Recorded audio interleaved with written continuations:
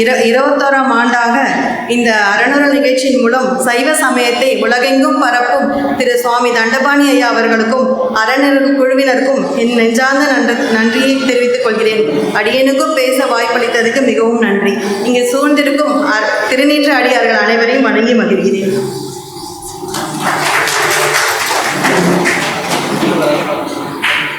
இன்று அடியன் பேச எடுத்துக்கொண்டுள்ள தலைப்பு வெச்ச பொருள் நமக்காகும். இந்த தலைப்பில் பேசுவதற்கு குருவருளும் திருவருளும் கூட்டியுள்ளது. இது அப்பர் பெருமானின் 4ஆம் திருமுறையில் வரும் பாடல் வரிகள். முதலில் நாம் வெச்ச பொருள் நமக்காகும் என்றால் என்ன என்ற அர்த்தத்தை பார்ப்போம். வெச்ச பொருள் என்பது பொதுவாக நாம் சேமித்து வைத்திருக்கிற பொருள். வெச்ச பொருள் என்பது நமக்கு ஆகும். நமக்குன்றது இந்த உயிர்களை சொல்லியிருக்கு. இதை முதல்ல 2ஆக பிரிச்சுக்கணும். இந்த உலகத்துக்கு வெச்ச பொருளா, இல்லை முக்திக்கு போகிறதுக்கு, இந்த உலகத்தை தாண்டி நம்ம போகிறதுக்கு இருக்கிற வெச்ச பொருளா அப்படின்றது. அதுதான் ரொம்ப முக்கியமானது. அதாவது இப்போ நம்மளை பொறுத்த வரைக்கும் பொதுவாக என்ன நினைப்போம், வெச்ச பொருள்னா நம்ம ஒரு 10 லட்சம் சேமித்து வச்சுருக்கோம். அது நாளைக்கு நமக்கு உடம்பு சரியில்லைன்னா உதவி பண்ணும், இல்லை பொண்ணு கல்யாணத்துக்கு, பையன் படிப்புக்கு நம்ம நிறைய அதில் கணக்கு வச்சுருப்போம்.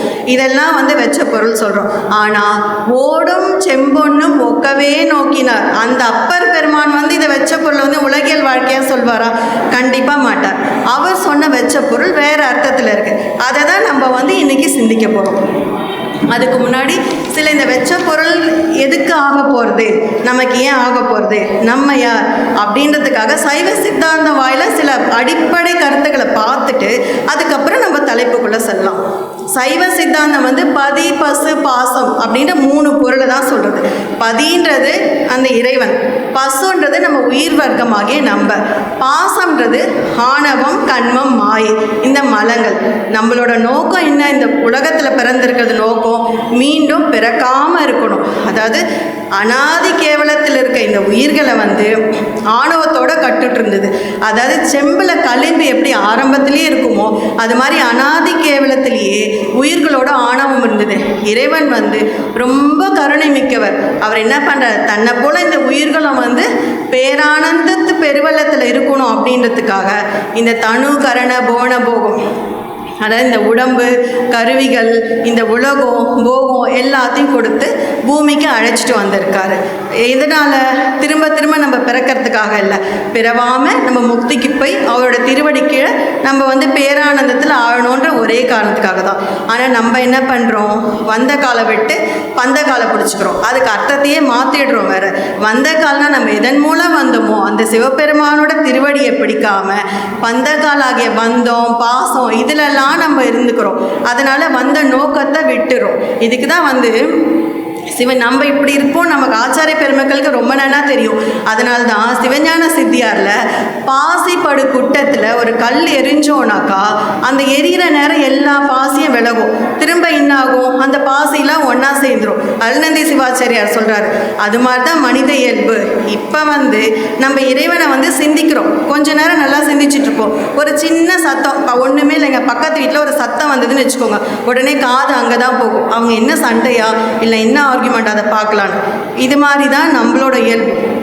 அதை தாண்டி நம்ம எப்படி இறைவனை சிந்திக்க போகிறோம், அடைய போகிறோன்னு தான். இதை இன்னொரு விதமாகவும் சொல்லலாம். நம்ம வீட்டிலேருந்து கிளம்பி வரோம், தருமபுர ஆதீனத்தில் அறநூறுன்னு ஒரு நிகழ்ச்சி நடக்குது. அதில் நிறைய சொற்பொழிவு, திருமுறை, பன்முறையில் பாடுறது, நிறைய நிகழ்ச்சிகள் இருக்குது. நம்ம களவுப்படாத காலமாக ஆக்கலாம் அப்படின்னு கிளம்பி நல்ல நோக்கத்தோடு தான் வருவோம்.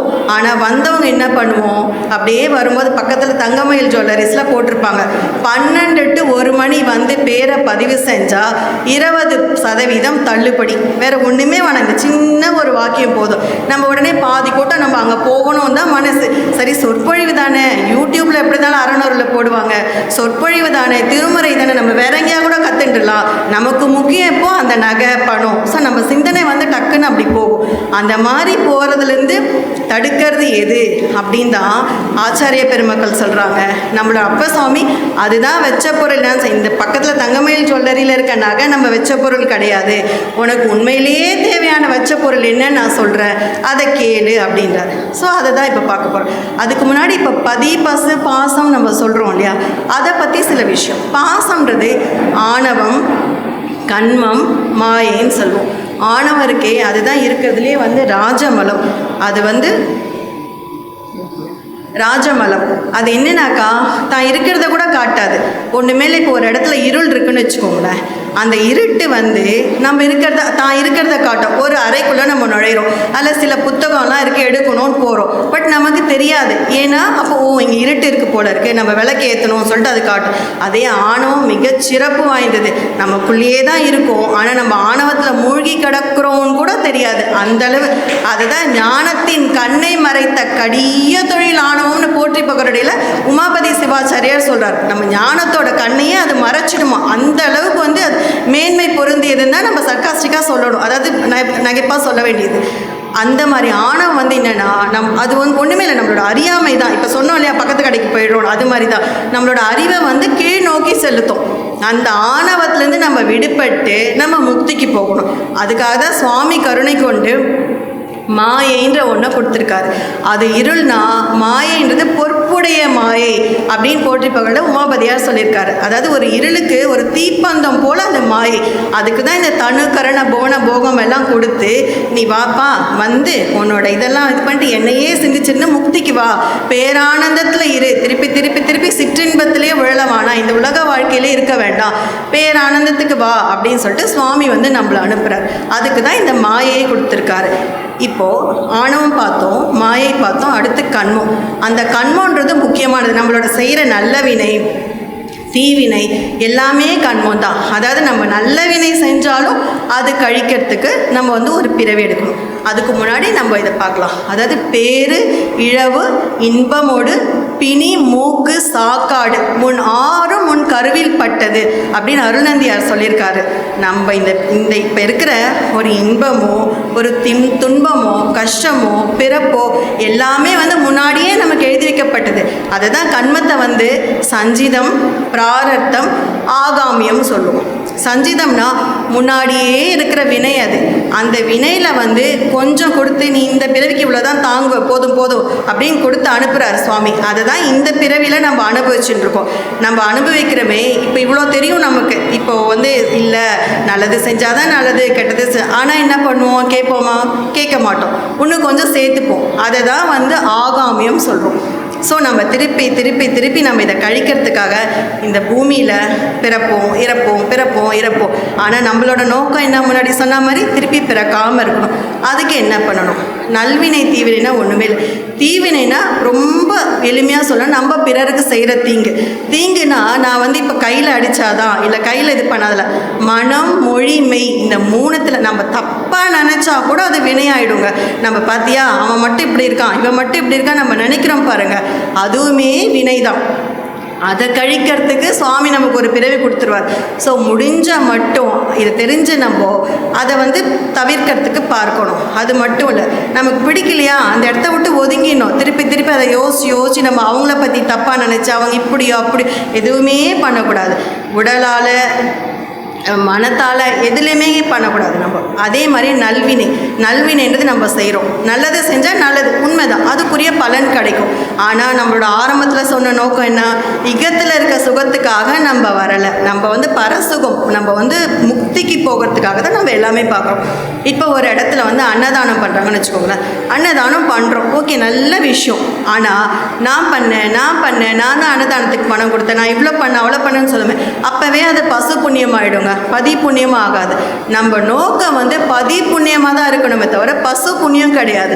நான் பண்ணேன்னா புண்ணியம் கிடைக்கும், ஆனால் அந்த புண்ணிய பலனை கழிக்கிறதுக்காக நம்ம இன்னொரு பிறவி எடுப்போம். அது நம்ம நோக்கம் இல்லைன்றதை நம்ம வந்து மனசில் நல்லபடியாக வச்சுக்கணும். அது ஸோ எது செஞ்சாலும் தன் செயலாவது யாதொன்றும் இல்லை அப்படின்னு, எல்லாமே பகவான் செயல். அவன் கொடுத்தா நம்ம பண்ணுறோம், நம்மளது எதுவுமே கிடையாது, அவன் கொடுத்துருக்கா நம்ம பண்ணுறோம். இதில் எது நம்ம வந்து வரும்போது என்ன கொண்டு வந்தோம், ஒன்றுமே கொண்டு வரல, போகும்போது அதே மாதிரி தான் எதுவுமே கொண்டு போகிறதில்ல. அதனால் இதை வந்து நம்ம வந்து மனசில் நிலைநிறுத்திக்கணும். அப்போது போகும்போது ஒன்றுமே கொண்டு போகிறதில்ல. அப்போ இந்த அப்பர் சுவாமி வச்ச பொருள் என்னங்க சொல்லியிருப்பார், நம்ம அதை கொஞ்சம் வந்து இப்போ சிந்திக்கணும். வச்ச பொருள் சொல்லியிருக்காரு. அதில் வர 2 திருமுறையில் வர சொல்லியிருக்காரு, அழுத்தம் திருத்தமாக. 4ஆம் திருமுறையில் 1, 4ஆம் திருமுறையில் திருப்பாதுரி புலியூரில் சொல்லியிருக்காரு, 6ஆம் திருமுறையில் நமக்கு வந்து தில்லையில் சொல்லியிருக்காரு. அப்போ அவர் சொன்ன வச்ச பொருள் என்னாகும். சரி, இப்போ வச்ச பொருளை பற்றி தலைப்பு இருக்குது. இவங்க பாட்டுக்கு பதி பசு பாசம் சொல்கிறாங்களே, அதுக்கும் இதுக்கும் என்ன சம்மந்தம், எப்படி இவங்க வந்து பண்ண போகிறாங்க நம்ம இப்போ பார்க்கலாம் கொஞ்சம் கொஞ்சமாக. ஸோ நம்மளோட நோக்கம் என்ன? இந்த பாசத்துலேருந்து விலகி உயிர்கள் வந்து இறைவனை சேரணும். அதுக்கு அப்போ சுவாமி சொல்லியிருக்காரு பாருங்க, அது ஏதோ ஒரு விதத்தில் இதிலோட கனெக்ட் ஆகிருக்கு. அது என்னன்னு நம்ம பார்க்க போகிறோம். இப்போ வந்து நம்ம வந்து 3 சாதனங்கள் இருக்குது நமக்கு. திருநீர் இருக்குது, பஞ்சாக்கரம் இருக்குது, அதே மாதிரியே வந்து நம்மளோட திருவைந்தெழுத்து இருக்குது. இந்த 3த்தை வச்சு தான் நம்ம வந்து முக்திக்கு போக போகிறோம். அந்த முக்திக்கு போகிற ஒவ்வொன்றுமே வந்து எப்படி என்னன்னு பார்க்கலாம். முதல்ல திருநீற்றை வந்து பற்றி நம்ம எடுத்துக்கலாம். திருநீருன்றது கங்காளன் பூசும் திருநீரை மங்காமல் பூசணும்னு சொல்லிட்டு திருமூலர் சொல்லியிருக்காரு. அந்த அளவுக்கு திருநீர் வந்து சிறப்பு வாய்ந்தது. அதில் ஒரு சூட்சமமாக ஒரு கருத்தும் சொல்லியிருக்காரு, மங்காமல் பூசணும்னு. எப்படிங்க மங்காமல் பூசணும்? இப்போ நம்ம பூசிட்டு வரோம், உடனே கொஞ்ச நேரத்தில் அழிஞ்சிடும், திருப்பி பூசுகிறோம், திருப்பி. அப்போ மங்காமல் இருக்கணும்னா நீரில் குழைச்சி நம்ம அணியணும். அப்போ நீரில் குழைச்சி அணியறதுக்கு யாருக்கு வந்து இருக்குது? அதுக்கு தான் சைவ சமயத்தில் சேர்ந்த அனைவரும் குறைந்தபட்சம் சமய தீட்சையாவது வாங்கணும். சமய தீட்சை வாங்கினாதான் நீரில் குழைச்சி 16 இடத்துல பூசி நம்ம வந்து அனுஷ்டானம் அனுதினமும் பண்ணி குரு உபதேசமாக மந்திரோபதேசம் வாங்கி மந்திராதிகாரத்துக்கு அப்போ தான் அதிகாரமே உண்டு. அதனால் குறைந்தபட்சம் வந்து நம்ம வந்து சமய தீட்சை வாங்கணும்னு அனைவரையும் வேண்டி கேட்டுக்கொள்கிறேன். அதே மாதிரி இப்போ நமக்கு வந்து திருநீற்றோட பெருமை என்னென்னு பார்க்கலாம். ஞானசம்பந்தர் எவ்வளோ பெரியவர், அவர் திருநீரை வச்சு ஒரு பதிகமே ஆலவாயில் பாடியிருக்காருங்க. மந்திரமாவது நீர் அப்படின்லாம் சொன்னவர், முக்தி தருவது நீருன்னு இருக்காரு. இப்போ நம்ம பாயிண்ட்டுக்கு வந்துட்டார் அவரே. ஸோ நமக்கு தேவை முக்திக்கு போகணும். ஸோ அந்த முக்திக்கு போக வேண்டியதுக்கு இந்த திருநீர் வந்து ஒரு மிகப்பெரிய சாதனம். இன்று பசுவின் மலமன்றோ மலம் அனைத்தும் நீக்குவது அப்படின்னு கலிற்றுப்படியால் திருக்கடவுர் உய்யவந்த நாயனார் சொல்லியிருக்காரு. அதாவது பசுவின் மலம் என்ன? சாணம். அந்த சாணத்திலிருந்து தான் இந்த வந்து நம்ம திருநீர் தயாரிக்கப்படுகிறது. அந்த திருநீர் தான் வந்து ஆணவம் கண்மம் மாயை என்ற நம்மளோட எல்லா மலத்தையும் நீக்கி நம்ம இறைவனிடத்துல வந்து கொண்டு சொல்கிறதுக்கு உதவுது. இப்போ நான் வந்து இந்த திருநீற்றை பற்றி ஒரு சின்னதாக ஒரு சேரமான் பெருமான் நாயனாரை பற்றி சொல்கிறேன். அதாவது சேரமான் பெருமான் நாயனார் வந்து ஒரு மன்னர்.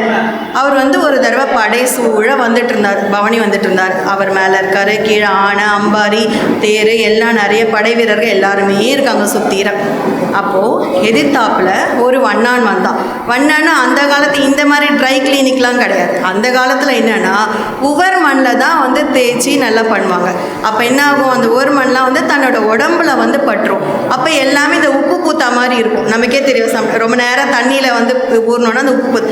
ஸோ உடம்பெல்லாம் உப்பு பூத்தாமல் இருக்குது. அந்த வண்ணான் வந்துன்னு இருக்கார். இந்த எதிர்த்தாப்பில் மன்னர் வரார். யார்? பெரிய மன்னர். அவர் வந்துட்டு இருக்கவர். இந்த மன்னன் அவர் வரனே கொஞ்சம் ஒதுக்கப்புறமாக ஓதி நிற்கிறாரு. ஆனால் மன்னர் மேலே இருக்கார் இல்லையா, கீழே இருக்கவரை பார்த்துட்டார். பார்த்த உடனே அங்கேருந்தே கை கூப்பி கீழே இறங்கி வராரு. இறங்கி வந்து இது மாதிரி வந்து அந்த வண்ணானை வந்து வணங்குறாரு. உடனே அந்த வண்ணான் வந்து ஒரு மாதிரி அதிர்ச்சி ஆயிடுறாரு. மன்னா, நான் வந்து அடிவண்ணான் அப்படின்றாரு. அதாவது ரொம்ப கீழ்மையில் இருக்கிற ஒரு வண்ணான் தான் நான் அப்படின்றாரு. உடனே அவர் சொல்கிறாரு, நான் வந்து அடிவண்ணானு இல்லை, நீ திருநீர் உடம்பெல்லாம் அணிஞ்சிருக்கேன்னு சேரமான்னு சொல்கிறார். இல்லை இது வந்து உவர் மண்ணோடது, நான் திருநீர் அணிலனால. இருந்தாலும் நீ திருநீரை நினைப்பித்தீரே அப்படின்றாரு மன்னர். அதாவது நீ திருநீர் அணிலனா கூட என் மனசில் வந்து திருநீரை ஞாபகப்படுத்தின இல்லையா, அது எவ்வளோ ஒரு சிறப்பு வாய்ந்தது அப்படின்னு சொல்லிட்டு சொல்கிறார். அந்த அளவு ஒரு மன்னரே ஒரு அடிவண்ணான தொடர அளவுக்கு சிறப்பு வாய்ந்ததுன்னா அந்த திருநீற்றோட சிறப்பு நமக்கு தெரியாது. அதே நேரம் நம்ம வந்து இப்போ திருநீர் அணிகிறோம் இல்லையா, திருநீர் அணிஞ்சாலே அவங்க சிவனடியாரை நம்ம சிவபெருமானாவே கொள்ளணும். இவர் தேவர் அவர் தேவர்லாம் நினைக்காதேன்னு அப்பர் பெருமான் கன்றாப்பூர் பாடலில் சொல்கிறாரு. அதாவது யாராவது இலாடத்தில் திருநீர் அணிஞ்சிருந்தாக்கா நீ வந்து அவர் அப்படியே சுவாமியாகவே நினைக்கணும். இவர் அப்படியோ அவர் அப்படியோ அப்படின்னு எந்த ஆராய்ச்சியும் கூடாது அப்படின்னு அப்பர் பெருமான் தெளிவாக சொல்கிறார். அது மட்டுமா, திருநீர் அணிஞ்சாக்கா நம்மளோட வினைகள் நம்மளோட நோய் எல்லாமே விறகை வந்து நெருப்பில் விட்டோன்னா எல்லாமே பஸ்மம் ஆகிடும் இல்லையா, அது மாதிரி நம்மளோட வினை நோய் எல்லாமே தீர்ந்து போயிடும் அப்பர் பெருமான் சொல்கிறார்.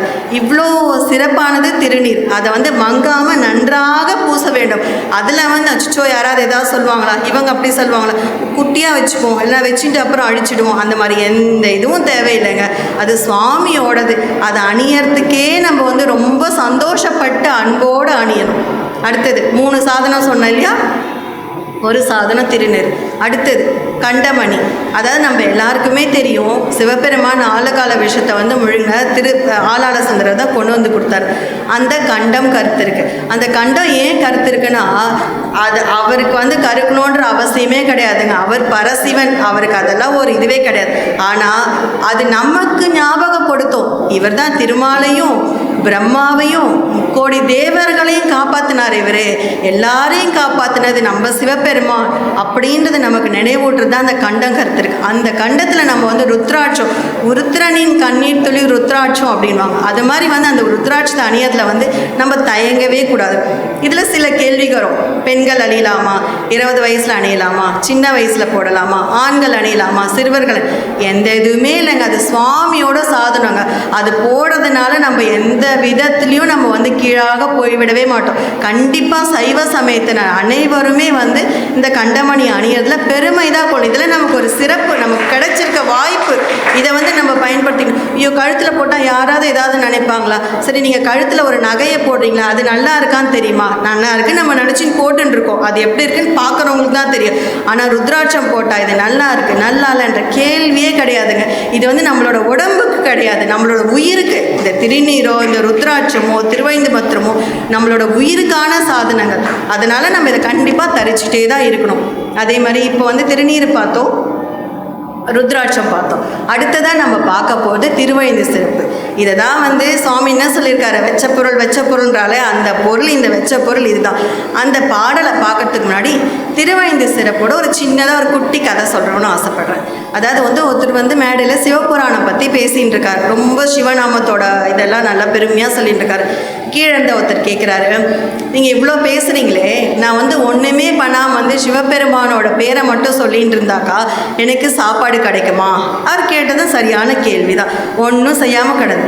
அதுக்கு அவர் சொல்கிறாரு, நீ மனசில் நியாயமாக உண்மையாக நீ சுவாமியை நினச்சிட்டு நீ வேண்டிப்பார், கிடைக்குமா இல்லையா நாளைக்கு வந்து பதில் சொல்லு, நாளைக்கு நான் இங்கேயே தான் உட்காந்துட்டு இருப்பேன்டார். இவர் போகிறாரு. போயிட்டு ஒரு காட்டு பாதையில் ஒரு பெரிய மரம் இருக்குது. ஏன்னா அவருக்கு வந்து அமைதியாக வந்து நான் சிவநாமத்தை அவருக்கே ஒரு ஆர்வம் வந்துடுது. சரி, உண்மையிலே கேட்டு தான் பார்த்தோமே, என்ன கிடைக்கிறது பார்க்கலாம். ஸோ ஒரு மரத்து மேலே நல்ல படர்ந்த மரம், அது அந்த மரத்து மேலே போய் உட்காந்துன்றாரு. உட்காந்துட்டு சிவாயனமே கண்ணை மூடி உருக்கி சொல்லிகிட்டே இருக்காரு. அப்போது அது வந்து ஒரு காட்டு வழிப்பாதை. அந்த ஊர்லேருந்து இன்னொரு கிராமத்துக்கு போகிறதுக்கு வழிப்பாதை. அங்கே வழிப்போக்கர்கள் வராங்க. அவங்க கட்டு சாதெல்லாம் கட்டின்னு வந்திருப்பாங்க. கரெக்டாக அந்த மரம் நல்ல நிழல் தர மரமாக அங்கே உட்காந்து சாப்பிட்றாங்க. புளியோதரை, எலுமிச்சை சாதம், எல்லா சாதமும் சாப்பிட்டுட்டு கொஞ்சம் அதிகமாக இருக்குது. சரி, அதை எதுக்கு நம்ம கையில் மூட்டையை தூக்கிட்டு போனோம் அப்படின்னு சொல்லிட்டு மரத்தடியிலே வச்சுட்டு போயிடுறாங்க அவங்க. கொஞ்ச நேரம் கழிச்சு, ஆனால் இது மேலே இருக்கிற அவருக்கு ஒன்றுமே தெரியாது. அவர் இன்னும் சிவநாமம் தான் சொல்லின்னு இருக்காரு. அப்போது அடுத்து ஒரு திருடர் கூட்டம், கல்வர் கூட்டம் அங்கே வரும் இல்லையா, வணிகர்கள் போகிற பாதையில் அவங்க வந்திருக்காங்க. வந்திருக்கும்போது இந்த சாதம் அவங்களுக்கு ரொம்ப பசி. சரி, இந்த சாதம் சாப்பிட்லாமேனும் போது இல்லை, அதில் ஒருத்தர் சொல்கிறான், இல்லை இது யாரோ வேணும்ன்ட்டே நமக்காக விஷம் வச்சுருக்காங்க, அதனால் நம்ம வந்து இது வச்சவன் எங்கேயாவது ஒளிஞ்சின்னு இருப்பான், அவனை பார்ப்போம் ஃபஸ்ட்டு, அவனை கொஞ்சம் சாப்பிட வச்சுட்டு நல்லா இருந்ததுன்னா அவன் உயிரோடு இருந்தால் நம்ம சாப்பிட்லான்றாங்க. சுற்றி முற்றி பார்க்கும்போது மேலே வந்து இவர் உட்காந்துருக்காரு. அவரை பிடிச்சி இழுத்துட்டு வராங்க. இழுத்துட்டு வந்து இது நீ தானே வச்சுன்னு ஒரு 100 கேள்வி கேட்குறாங்க. அவருக்கு ஒன்றுமே தெரியல வாஸ்தவத்தில். சரின்னு சொல்லிட்டு, சரி நீ ஒன்றும் ஒத்துக்க மாட்டேன், நீ இதை சாப்பிட்டாதான் ஆகுன்னு அவர் வாயில் திணிக்கிறாங்க. எலுமிச்சை சாதமும் தயிர் சாதமும் புளி சாதமும் திணிச்சு முழுங்குன்றாங்க. அப்போ அந்த மனுஷன் கண்ணில் தாரையாக தண்ணி வழியிறது. ஏன்பா அழறேன்னா, சிவாய நம்ம மந்திரத்தை சாதம் கிடைக்கும்னு சொன்னாங்க, சாதம் ஊட்டி விட ஆளும் கிடைக்கும்னு எனக்கு இப்போ தான் தெரியும் அப்படின்னு சொல்லிட்டு அவ்வளோ வந்து கண்ணீர் விட்டு அழறாரு. இது வந்து மறுநாள் வந்து சொற்பொழிவாளர்கிட்ட சொல்கிறாரு. இது வந்து என்னென்னா மந்திரத்தோட சிறப்பு. அதுக்காக நம்ம வந்து உட்காந்துன்று அப்படின்ற அர்த்தத்தில் மந்திரத்தோட சிறப்பை வந்து நம்ம நம்பி நம்ம செஞ்சோன்னாக்கா அந்த மந்திரத்தோட பலன் கண்டிப்பாக கிடைக்கும். இப்போ நம்ம அந்த திருவழுந்து மந்திரத்தை இவ்வளோ சிறப்புரியதை அப்பர் பெருமான் ஏன் வெச்ச பொருள், அந்த வெச்ச பொருள் என்ன பண்ணும் அப்படின்னு சொல்ல நம்ம அவரோட பாட்டோட வாயிலாக பார்க்கலாம். நம்ம அவர் சொல்கிறாரு திருப்பாதிரி புலியூரில், வைத்த பொருள் நமக்காம் என்று சொல்லி மனத்தை அடைத்து சித்தம் ஒடுக்கி சிவாய நம என்று இருந்தேன்றார். அதாவது நம்ம வந்து சிவபெருமான சிந்தையில் வச்சுக்கணும். சிந்தையில் வச்சுட்டு நமக்கான வெச்ச பொருள் வந்து அந்த சிவாய நமன்ற மந்திரம் தான், நமச்சிவாயன்ற மந்திரம் தான், திருநீலகண்டோன்ற மந்திரம் தான், திருச்சிற்றம்பலன்ற மந்திரம் தான். அந்த மந்திரத்தை வந்து மனதில் வச்சு உருகி உருகி உருகி சொல்லிக்கிட்டே இருக்கணும். அப்போ வந்து எனக்கு அச்சமே இருக்காது. அவர் திருப்பாதிரி புலியூர் அரணோட நான் வந்து கருணை பெறுவேன், அப்போ தான் அவரோட அருள் கிடைக்கும். மட நெஞ்சமே அறிவில்லாத பேதை நெஞ்சமேன்றார். என்னென்னா நம்மளோட நெஞ்சம் வந்து எப்படின்னா, நமக்கு வந்து பாதிரிப்புலியூர் போனோன்னா அங்கே வந்து இருக்கிறதுலே பெரிய கடை எது, அங்கே போய் என்ன கிடைக்கும் தான் போகும். திருப்பாதிரிப்புலியூர் சுவாமியை பார்க்கறதுக்கு போக மாட்டேங்குதே மட நெஞ்சமே, நீ சுவாமியை நினை, சுவாமியை அறை, சுவாமியே நினச்சிட்டு அவர் தியானிச்சுட்டு அப்படின்னு சொல்லிட்டு அவர் வந்து 4ஆம் திருமுறையில் சொல்லியிருக்காரு. அது மட்டுமா, அவர் வந்து கருவாய் கடந்து உன் கழலே நினையும் கருத்து உடையேன் அப்படின்ற பாட்டில் திருவாய் பொழிய சிவாய நமன் என்று நீரணிந்தேன் அப்படின்றார். அதாவது நம்ம வாய் வந்து சிவாய நம சிவாய நம சிவாய நமன்னு சொல்ல பொழிவடையுமா. அது மட்டும் இல்லை, அந்த வாய்க்கு வந்து திருன்ற ஒரு சிறப்பு அடைமொழி வேற வரும். திருவாய் பொழிந்து சிவாய நம என்று நீரணிந்தேன். இதில் இன்னொரு ஒரு உட்கரிப்பும் இருக்குங்க. எப்படி திருநீர் அணியணும்னு அவர் திலகவதையார் அவங்க தமக்கையார் வந்து கொடுக்கும்போது நம்ம இப்போ என்ன பண்ணுறோம், ஸ்டைலாக அப்படி ஒரு கையில் வாங்குகிறோம், இப்படி கொட்டுறோம், கொஞ்சம் இப்படி வச்சுன்றோம், தூணில் அப்படி போட்டுறோம். அதெல்லாம் ரொம்ப மிகப்பெரிய தவறு, மிகப்பெரிய குற்றம். நம்ம 2 கையில் வாங்கி பெருவாழ்வு வந்தது அப்படின்னு தான் நம்ம வாங்கினோம். நான் சொல்ல அப்ப சுவாமி வாங்கியிருக்காருங்க, அவங்க தமக்கையார் கொடுக்கும்போது பெருவாழ்வு வந்ததுன்னு. அப்படியே வந்து சிவாய நமன்னு சொல்லி நம்ம அந்த மந்திரத்தை சொல்லி தான் நம்ம வந்து நம்ம திருநீரை அணியணும். அதை தான் அவர் சொல்கிறார், உட்குறிப்பாக கொடுக்குறாரு. திருவாய் பொழிய சிவாய நம என்று நீர் அணிந்தேன் அப்படின்றார். இனிமேலாவது நம்ம வந்து நம்ம நான் ஒழுங்காக பண்ணுவோமா இருக்கும். யாராவது தவறுதலாக பண்ணுறவங்களா இருந்தால் அவங்களுக்கும் நம்ம கோவிலில் போகிறோம், இப்படி வாங்கிட்டு இப்படி போட்டு இப்படி போனால் நான் சொல்லலாம், இல்லை இது மாதிரி பண்ணக்கூடாது, சிவாய நம்ம தான் சொல்லணும், பெருவாழ்வு வந்ததுன்னு தான் வாங்கணும் அப்படின்றது நம்ம அடுத்தவங்களுக்கு வந்து நம்ம தாராளமாக சொல்லலாம். அது வந்து எத்தனையோ கதை பேசுகிறவங்க ஏதோ வீண் கதை பேசுகிறோம், ஒரு நல்லதை சொல்கிறதுல தவறே கிடையாது. அது மட்டுமா அப்பர் சுவாமி சொல்கிறாரு, கற்றுணை பூட்டியோர் கடலில் பாய்ச்சினும் நற்றுணையாவது நமச்சிவாயமே அப்படின்றார். அதாவது என்னை வந்து கடலில் வந்து கல்லை போட்டு தள்ளனாலும் எனக்கு வந்து நற்றுணையாக இருக்குது நமச்சிவாயம். அவர் சும்மா பேச்சுக்கு சொல்லிட்டு போல, அவர் சொல்லியிருக்கார் அந்த கல் தெப்ப மாதிரி அவர் அழகாக கரையேறி குப்பத்தில் கொண்டு வந்து விட்டுதுங்க. அந்த அளவுக்கு வந்து நமச்சிவாய மந்திரம் வந்து சிறப்பானது அப்படின்றார். அப்புறம் 6ஆம் திருமுறையிலும் சொல்லியிருக்காருன்னு சொன்னோம் இல்லையா, அதே தில்லையில் சொல்லியிருக்காரு, வெச்ச பொருள் நமக்காகும் என்றெண்ணி நமச்சிவாய அச்சம் ஒழிந்தேன் அப்படின்றார். அதாவது தில்லையில் நடனமாற நடராஜர் வந்து நான் வந்து திருப்பி திருப்பி திருப்பி எனக்கான வெச்ச பொருளை நமச்சிவாயம் சொல்லும்போது நடனமாடின்ற அந்த சிவபெருமான் என்னை பார்த்துப்பார், எனக்கு கவலையே கிடையாதுங்க, எனக்கு அச்சமே கிடையாது, நான் வாழ்க்கையில் எதுக்குமே அச்சப்பட மாட்டேன், நாமார்க்கும் கொடியுள்ளோம் நமனை அஞ்சோம் சொன்னார் இல்லையா, அந்த மாதிரி நான் எதுக்குமே கவலைப்பட மாட்டேன் அப்படின்றார். சரி, இப்போ இதை சொல்கிறார்ல, அப்பர் சுவாமி இல்லாமல் எல்லா ஆச்சாரிய பெருமக்களும் அழுத்தம் திருத்தமாக திருப்பி திருப்பி திருப்பி நமக்கு இதை தான் சொல்கிறாங்க. முன்னாடி சொன்னோம் இல்லையா, பாசிப்படி குட்டோன்னு, அது மாதிரி நம்ம பாசியில் கலர்ந்து திருப்பி நம்ம மறந்துட போகிறோமேன்றதுக்காக தான் அழுத்தம் திருத்தமாக ஒவ்வொரு ஆச்சாரிய பெருமக்களும் நம்ம மேலே கருணை கொண்டு இதை சொல்லியிருக்காங்க. ஞானசம்பந்தர் சொல்கிறாரு, கொல்ல நமந்தமர் கொண்டு போம் இடத்து அல்லர் கெடுப்பன அஞ்செழுத்துமே. அந்த யம தர்மன் ராஜாவே பயந்துருவானா நம்ம கிட்ட வரத்துக்கு, இன்னும் இவங்க நமச்சிவாய மந்திரம் சொல்கிறாங்க. இதுக்கு தான் உமாபதி சிவாச்சாரியார் போற்றி பகருடையில் சொல்கிறாரு, இற்றைக்கும் இல்லையோ பாவி பிறவாமைன்றார். அதாவது திருப்பி திருப்பி பிறக்கிற இறக்குற என்னோட தூதர்கள் தான்ப்பா அவனை அழிச்சின்னு வராங்க, எனக்கு உன்னை பார்க்கவே சலிப்பாக இருக்குது, சிவகணங்களே கூட்டு போக மாட்டாங்களா உன்னை, நீ சிவபெருமானே நினைக்க மாட்டியா, திருப்பி திருப்பி திருப்பி நானே தான் வந்து அழைச்சிட்டு போனோமா அப்படின்னு உமாபதி சிவாச்சாரியார் எமன் சொல்கிறதா ஒரு நகைச்சுவை சொல்கிறாரு, இற்றைக்கும் இல்லையோ பாவி பிறவாமைன். அந்த அளவுக்கு வந்து இவரே பயப்படுற அளவுக்கு, யம தர்மனே பயப்படுற அளவுக்கு நம்ம வந்து நமச்சிவாய மந்திரத்தோட சிறப்பு இருக்குது. அது மட்டுமா நம்மளோட பஞ்சாக்ர திருப்பதிகத்திலேயே சொல்லியிருக்காங்க, துஞ்சலும் துஞ்சல் இல்லாத பொழுதிலும் நெஞ்சகம் நைந்து நினைமீன் நாள்தோறும் வஞ்சகமற்று அடிவாழ்ந்து வந்த கூற்று அஞ்ச உதைத்தன அஞ்சு எழுத்துமே. இதை விட நம்ம தூங்கும் போதோ தூக்கம் இல்லாத போதோ வாழ்ந்த எப்போவுமே வந்து நம்ம வந்து திருவைந்த எழுத்து மந்திரத்தை சொல்லிகிட்டே இருக்கணும். அதுவும் திருவைந்த மந்திரத்தை எப்படிங்க சொல்லணும், அப்படியே பார்ப்பாங்க நம்ம சொல்லுங்கள் அப்படி 4 பேச்சுக்கு நடுவில் இந்த இது சொல்லவே கூடாதுங்க.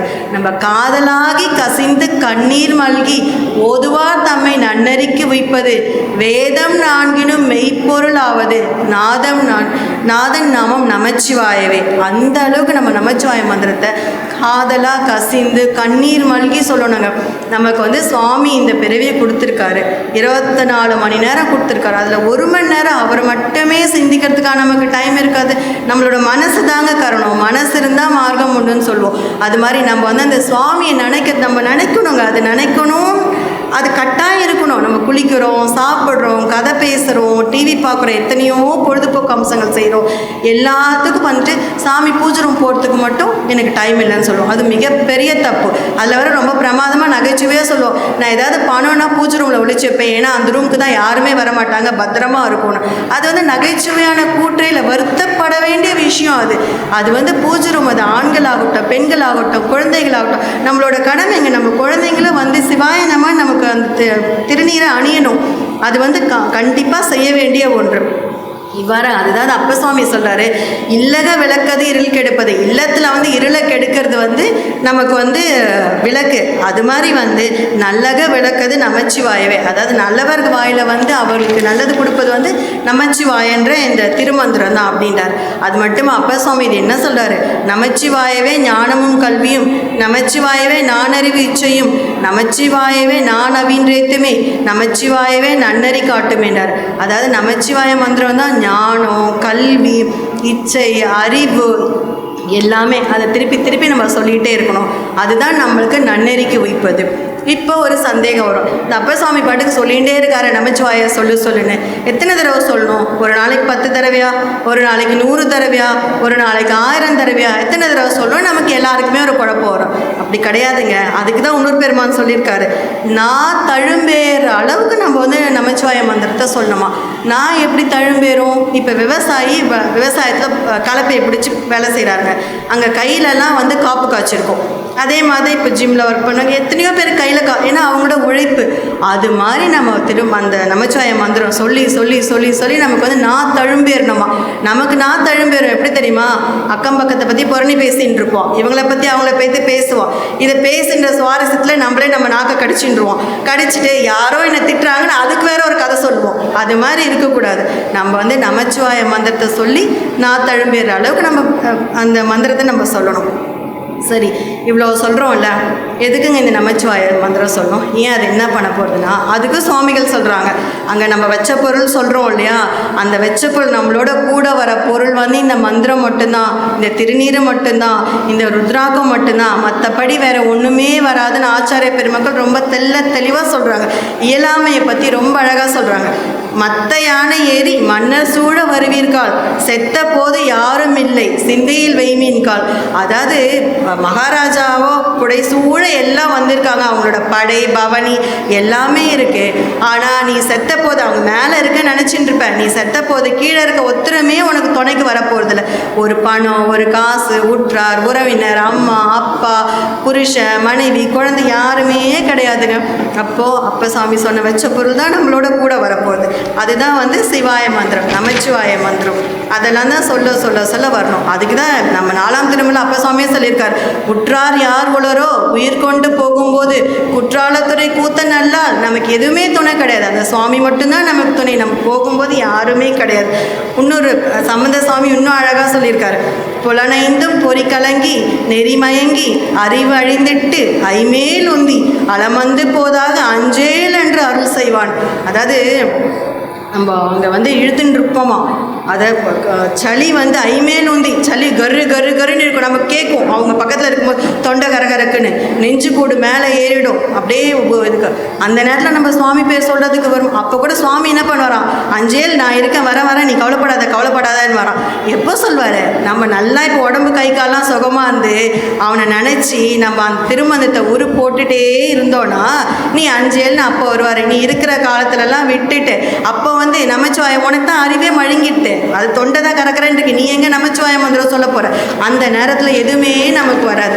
அதனால் நம்ம நல்ல நினைவோடும் நல்ல ஆரோக்கியத்தோடும் இருக்கும்போதே இப்போவே துஞ்சல் இல்லாத போது இப்போவே வந்து நம்ம தூங்கும் போதும் விழிக்கும் போதும் எப்போல்லாம் முடியுமோ நம்ம மந்திரத்தை சொல்லிகிட்டே இருக்கணும். ஒன்றுமேல இப்போ வந்து தொலைபேசியில் பேசுகிறவங்க பேசும்போது ஹலோ, நம்ம என்ன இங்கிலீஷ்காரங்களா இல்லையே, ஹலோ என்ன சிவாய நமச்சிவாய திருச்சிற்றம்பலம் சொல்லுங்களேன், என்ன தப்பு இருக்குது? நமக்கு ஒன்றுமே தப்பு. முதல்ல 2-3 பேர் கேலி பண்ணுவாங்க, இது என்ன புதுசாக திருச்சிற்றம்பலம் சொல்கிற, இது என்ன திருநீலகன், கேலி பண்ண தான் செய்வாங்க. நம்ம அதை மீறி தான் வரணும். மற்றவங்க கேலி செய்கிறாங்க, நம்ம எல்லாத்தையும் விட்டுறோமா? விடலையே. நமக்கு தேவையானதை நம்ம செஞ்சுன்னு தானே இருக்கோம். அப்போ இந்த மந்திரத்தை சொல்லும்போது மட்டும் மற்றவங்க கிண்டடிக்கிறாங்கன்னு நம்ம ஏன் விடணும்? விடக்கூடாது, நம்மளோட இதை விடக்கூடாது. ஸோ இன்னிலேருந்து நம்ம ஆரம்பிப்போம். சொல்லாதவங்க இன்னிலேருந்து ஆரம்பிங்க, சொல்கிறவங்க மற்றவங்களுக்கு அதை சொல்லுங்கள், திருச்சிட்டோம்லாம் சொல்லுங்கள். நமச்சிவாய் இந்த மந்திரத்தை நமக்கு வச்சிருக்க பொருள் வந்து இந்த மந்திரம் மட்டும்தாங்க. நமக்கு கடைசி வரைக்கும் வரப்போகிறது இந்த மந்திரம் மட்டும்தானே தவிர வேற ஒன்றுமே கிடையாது. இதுதான் வந்து அப்பர் சுவாமி சொல்கிறாரு திருவதிகை வீராட்டானத்தில், எந்தையா திருநாமம் நமச்சிவாய் என்றெழுவாருக்கு இரு விசும்பில் இருக்கலாமே. அதாவது இந்த லோகத்திலும் இருக்கலாம், சிவலோகத்துக்கும் போகலாம். எந்தையா திருநாமம், என் தந்தை என்னோட சிவபெருமான். நமக்கு அம்மையப்பர் யாருங்க, முன்னாடி பேசினவர் கூட சொன்னார் அம்மையப்பர் அம்மையப்பன் அத்தனை தடவை சொல்லியிருக்காங்க. நம்மளோட அம்மையப்பர் வந்து சிவபெருமான் தான். அந்த சிவபெருமானோட மந்திரத்தை சொன்னால் நம்ம சுகமாக இருக்கலாம். இதில் இன்னொரு ஒரு இது என்னென்னா, நம்ம மணிவாசக பெருமான் நம்ம எல்லாமே கேட்போம், நமச்சிவாய வாழ்க நாதன் தாழ் வாழ்க எப்பொழுதும் என் நெஞ்சில் நீங்க அதான் தாழ் வாழ்க நம்ம சொல்லிகிட்டே போவோம். ஆனால் நம்ம யோசிக்கணும், நமச்சிவாய எல்லாருமே வந்து திருவடி பெருசு திருவடி பெருசுன்றாங்க. ஆனால் ஏன் இவர் வந்து நமச்சிவாய வாழ்கன்னு ஃபஸ்ட்டு சொல்லிவிட்டு அதுக்கு அடுத்து ரெண்டாவதாக தான் நாதன் தாழ் வாழ்கன்றார். அப்போவே அந்த திருவெழுந்து மந்திரத்தோட சிறப்பு நமக்கு தெரியாது. நமச்சிவாய வாழ்க நாதன் இதெல்லாம் உட்குறிப்பாக ஆச்சாரிய பெருமக்கள் நமக்கு சொல்லிட்டு போயிருக்குது. அவரோட திருவடியை வணங்கணும். எப்படி வாங்கணும்? நமச்சிவாய வாழ்கன்னு அந்த மந்திரத்தை வாயில் ஓதிக்கிட்டே அவரோட திருவடியை வணங்கணும். அதுதான் மிகச்சிறப்பானது. அதே மாதிரியே வந்து நம்ம ஒவ்வொரு பிரதோஷத்துக்கும் போவோம். அப்போ வந்து சொல்லிட்டு இருப்பாங்க, அஞ்செழுத்திலே பிறந்து சிவவாக்கியாது, அஞ்செழுத்திலே பிறந்த அஞ்செழுத்திலே வளர்ந்து அஞ்செழுத்தை ஓதுகின்ற பஞ்சபூவ பாதிகா அஞ்செழுத்தில் ஓரெழுத்து அறிந்து கூற வள்ளீரல் அஞ்சல் அஞ்சல் என்று நாதன் அம்பலத்தில் ஆடுமே. நம்ம வந்து இது ஒரு பாட்டாக பாடுறோம், கரெக்டு தான், பண்ணால் இசைத்தால் அவன் வருவான், அது உண்மைதான். ஆனால் அதுக்கு என்ன பொருள்னு நம்ம தெரிஞ்சுட்டு போனோன்னா இன்னுமே வந்து ரொம்ப நல்லாயிருக்கும். அதாவது அஞ்செழுத்தில் ஒரு எழுத்து சீன்னு சொன்னால் கூட அவன் வந்து ரொம்ப ஐயோ இல்லை இவங்க நம்மளை தான் கூப்பிட்றாங்க அப்படின்னு சொல்லிட்டு சிவபெருமான் உனக்கு வந்து நான் அதுக்காக சீச்சி இல்லை அந்த சீ கிடையாதுங்க, சிவனை மனசில் நினச்சிட்டுன்னு சொல்கிற சீன்னு சொன்னாலே அவர் வந்து நம்மளை தான் கூப்பிட்ற, ஏன்னா அவன் அவ்வளோ கருணாமூர்த்தி கருணை கடல் அப்படின்னு நினச்சிப்பாரு அப்படின்னாங்க. அதாவது இந்த ஐம்பூதங்களால் பிறந்து இந்த ஐம்பூதங்களை இருந்துட்டு 5 புலன்களால் நம்ம வளர்ச்சி அடை எல்லாமே 5 சொல்லிட்டு இருக்காரு பாருங்க. அந்த திருவைந்தெழுத்தை ஓதும் போது அதில் ஓரெழுத்தான சீன்றதை சொன்னால் கூட அஞ்சேல் சொல்லிட்டு அவர் வந்து நமக்கு வந்து நடராஜர் அங்கே சிதம்பரத்தில் நமக்காக தாங்க நாட்டியம் ஆடிட்டு இருக்காரு. அதான் உமாபதி சிவாச்சாரிய சொல்ல நின்ற நிறுத்த நிலை போற்றி அப்படின்வாரு. நீ எனக்காக தான் வந்து அங்கே நடனம் ஆடின்னு இருக்க. அந்த சுவாமியை வந்து நம்ம நினைக்கிறத விட என்னங்க பெரிய விஷயம் இருக்கும். சரி, இப்படி இருக்கிறோம் இல்லையா, எப்படி நினைக்கணும் அப்படின்றதும் சொல்கிறாங்க. அதாவது 5 பேரறிவும் கண்களே கொள்ள, அதாவது நம்மளோட 5 அறிவும் வந்து கண், அதாவது கண் காது ஏதாவது ஒரு இடத்துல பக்கத்தில் பேசுகிறவங்க கதை கேட்டுட்டு இல்லை வேறு ஏதாவது கவனம் செலுத்திட்டு கண் மட்டும் சுவாமியை கண் பார்க்கும். இந்த இதில் கிளாஸ் நடத்தும் போதெல்லாம் கவனிப்போம், நம்ம கண் வந்து ஆசிரியர் தான் பார்க்கும், ஆனால் அவர் சொல்கிறது என்னன்னு காதுலேயே விழாது, சிந்தை எங்கேயோ இருக்கும். அது மாதிரி வந்து நம்ம 5 பொறிங்களும் எல்லாமே கண்கள் நம்ம சிவபெருமானை பார்க்கணும்னா நம்மளோட காதும் அவரோட நடனத்தை தான் கேட்கணும், அவரோட எல்லாமே அவரோட செயல்களை தான் கேட்கணும். அதே மாதிரி அளப்பெரும் கரணங்கள் 4 சிந்தையாக, அந்த கரணங்கள் மனம் சித்தம் புத்தி ஆங்காரம் அது எல்லாமே சிந்தையாகவே இருக்கணும். அதாவது சுவாமியை மட்டுமே நினைக்கணும். ஆக குணம் ஒரு 3 திரு சாத்விகம் ஆகணும். ரஜோகுணம் தாமச குணம் சாத்விக குணம் இருக்குது, நம்ம ஆனால் சாத்விகமாகவே இருக்கணும். அப்படி தான் வந்து சுந்தரமூர்த்தி நாயனார் வந்து தில்லையில் வந்து சுவாமியை பார்த்தாருன்னு சேக்கிழார் பெருமான் பெரிய புராணத்தில் சொல்லியிருக்காரு.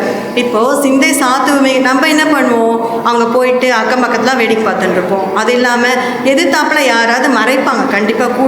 என்னோட ஒரு ஆசிரியர் சொன்னார், அதாவது வந்து மறைக்கும் போது நம்ம நந்தியம் பெருமான் இருக்கார் இல்லையா, அவர் கைலாத்தில் வந்து அவர் கையில் இருக்க பிரம்பு வந்து துளசி வாசனையும் தாமரப்பூ வாசனையும் இருக்குமா.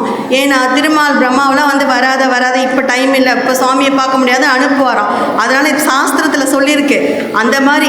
ஸோ நந்தியம் பெருமான் தான் வந்து நமக்கு வழிகாட்டுறார், நீ பார்க்கலாம் நீ பார்க்கக்கூடாதுன்னு. அப்போ நான் கோவிலுக்கு போகிறேன், ஒரே கூட்டமாக இருக்குது, எதிர்த்தாப்பில் ஒருத்தர் மறைக்கிறார்னா நம்ம அவரை திட்டலாமா? அது எவ்வளோ பெரிய தவறு. அது அவர் வேணும்ட்டே மறைக்கலைங்க, அவர் நம்மளோட வினை அதுதான்.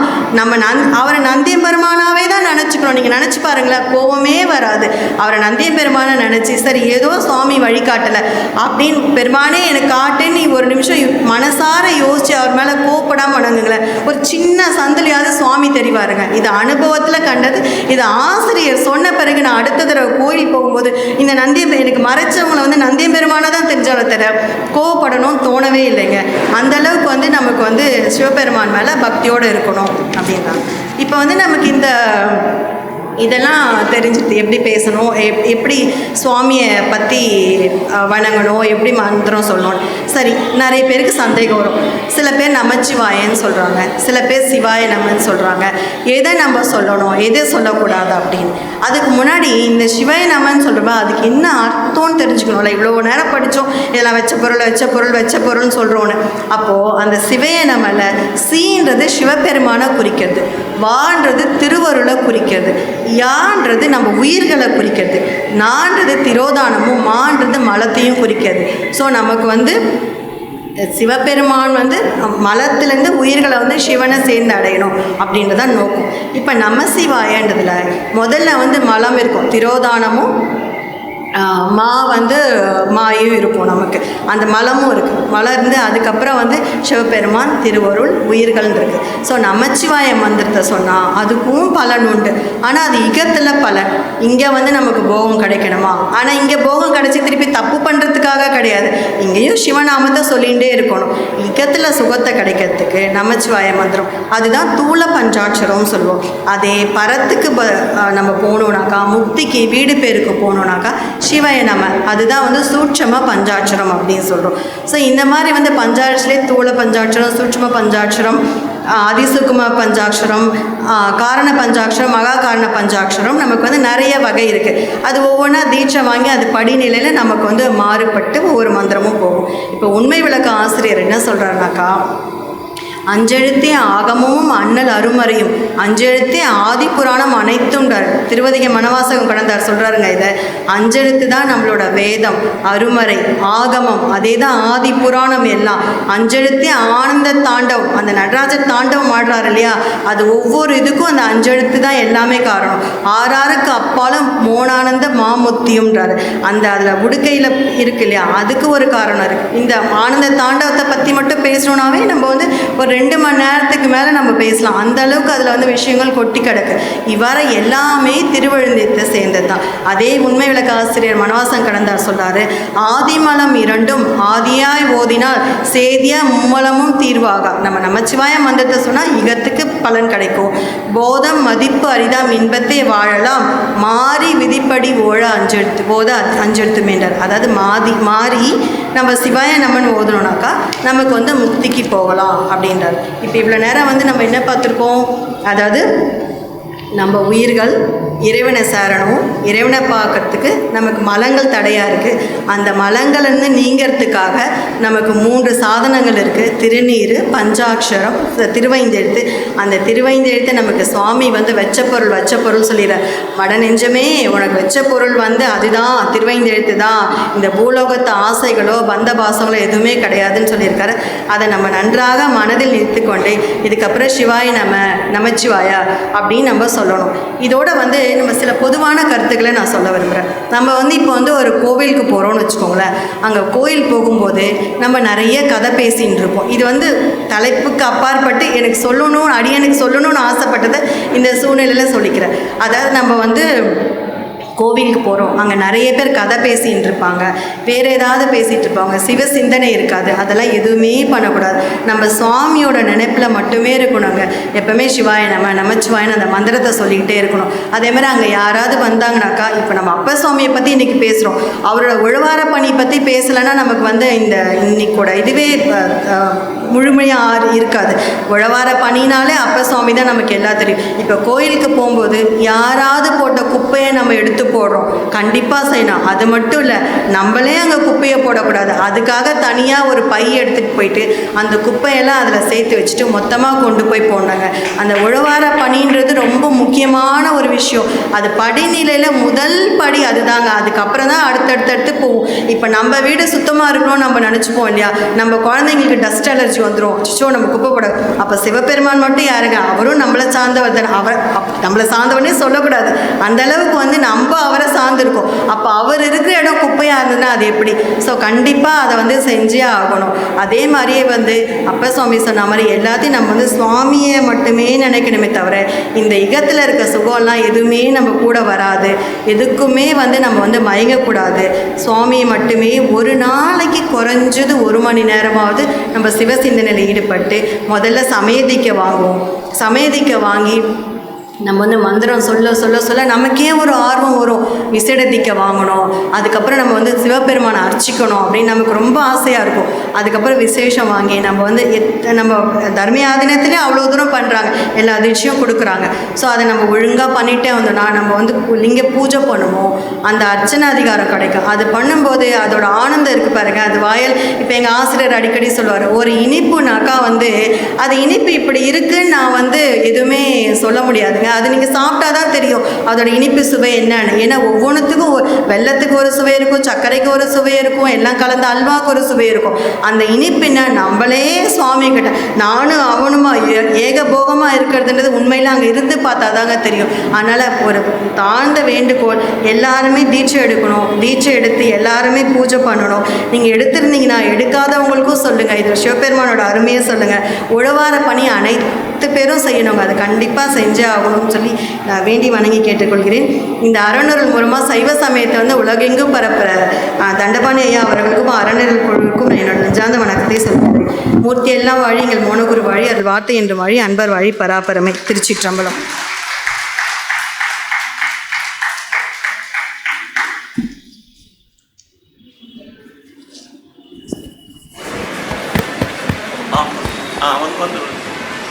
ஹலோ ஹலோ ஹலோ அன்பர்களே, சற்று சில அறிவிப்புகளாக இருக்கின்றது. ஆகவே சரியாக 1 மணிக்கு மாகேஸ்வர பூஜை நடைபெறும் என்பதை தெரிவித்துக் கொள்கின்றேன்.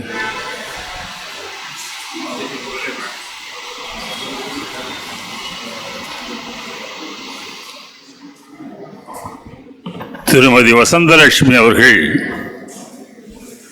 இந்த அரங்கத்தையே சிவமயமாக்கி விட்டார்கள் என்று சொன்னால் மிகையாகாது. ரொம்ப ஷார்ட் டைம், இந்த குறுகிய நேரத்திலே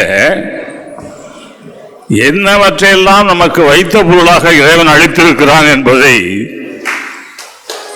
ஒன்றொன்றாக எடுத்துக்கொண்டு விளக்கி மிக அருமையாக சொல்லி கடைசியிலே திருநீர் அணிவதன் அவசியம், இது பெருமான் நமக்காக வைத்த பொருள், இந்த மாதிரி கண்டமணி அணிவது அவசியம். நீங்கள் இந்த இடத்துல வேற்று மதத்தினரெல்லாம் பார்க்குறீங்க, அவங்க அவங்க சமய சின்னத்தை கழுத்தில் அணிஞ்சிருக்கிறாங்க. ஆனால் நாம் ஏன் அதை விட்டு இருக்கிறோம்?